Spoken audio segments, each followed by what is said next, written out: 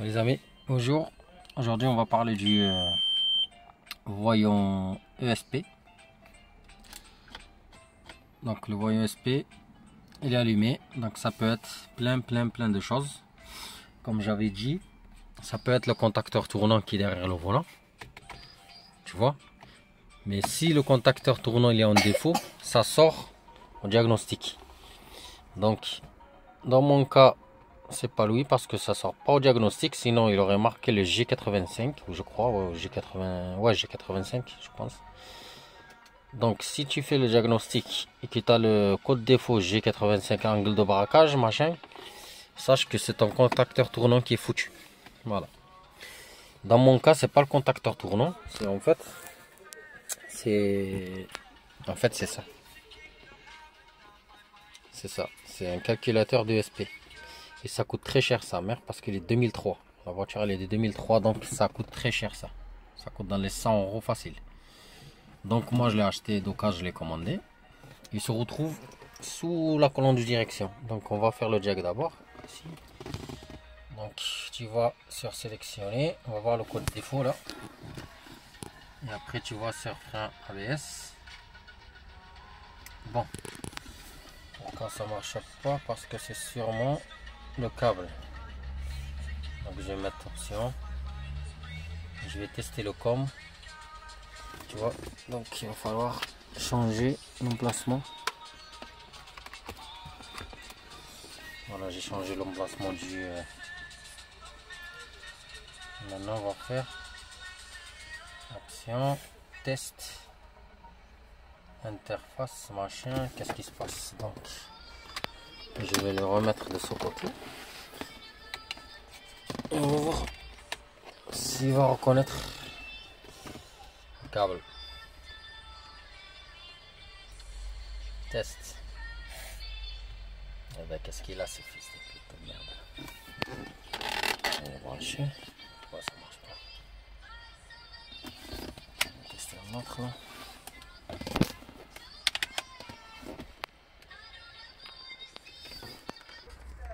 J'ai changé d'interface. Et là, ça marche. Donc, comme j'avais dit, on met OK. Et là, on va y retourner. Hop, on va aller dans sélection. On va aller dans l'ABS.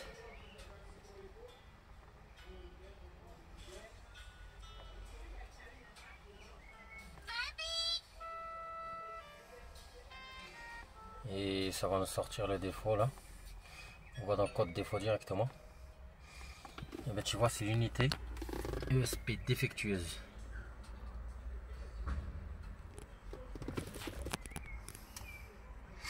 Unité de capteur ESP G419 défectueux. En fait, ça parle de ça.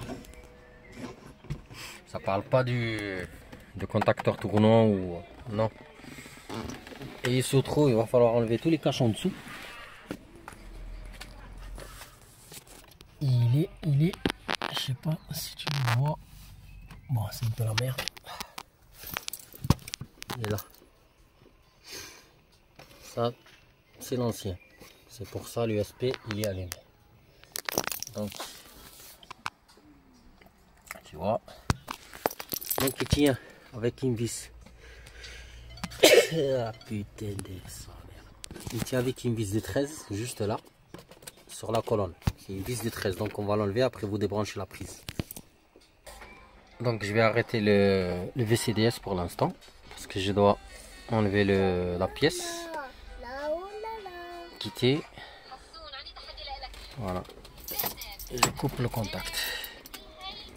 Et on va s'en occuper de lui, c'est un 13. Donc c'est une 13 comme ça, tu vois.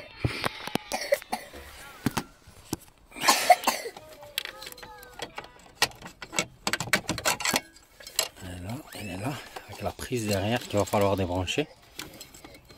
Donc je sais pas si je vais arriver avec une main. Donc les mains c'est des mains. Donc ça se présente comme ça avec son support qui se fixe sur la colonne de direction. Donc ici tu vois, pour le démonter c'est très simple, tu as un 10, c'est un 10. C'est pas compliqué du tout, tu vois. Ah oui, j'avais oublié de toujours comparer, tu vois. Si tu commandes une référence différente, ça va pas marcher en fait. Regarde, un J1 907 637D, un J1 907 637D. Attention, identique. Je vais enlever cette prise. Bon, après, donc on va enlever ce 10 et ce 10 et on va le séparer de son support. Donc voilà, une fois que tu enlèves les deux écrous, tu les soulèves. Il n'est pas compliqué à remplacer, franchement. Même là-bas et tout ça, c'est pas compliqué. Il faut juste enlever les cachets de merde là qui sont en bas en plastique là. Donc il sort, tu vois. Il est là. Donc je remplace par le nouveau. Maintenant, ça, il dégage. Et on va mettre le nouveau. Enfin le nouveau, mais il est d'occasion. Mais c'est sûr qu'il marche parce que c'est une casse en France qui me l'a envoyé. Donc vous connaissez les casses, ça devant, ils te vendent pas quelque chose qui va pas quoi. Donc je serre ça, et je le mets en place et je le branche pour gagner du temps. Et on va y aller sur le VCDS et voir si l'USP il est... Bon, il est là, je vais y aller en bas, le mettre en place avec la vis 13. Bon, il est en place, nickel. Oui, c'est vrai. Et on va mettre la clé.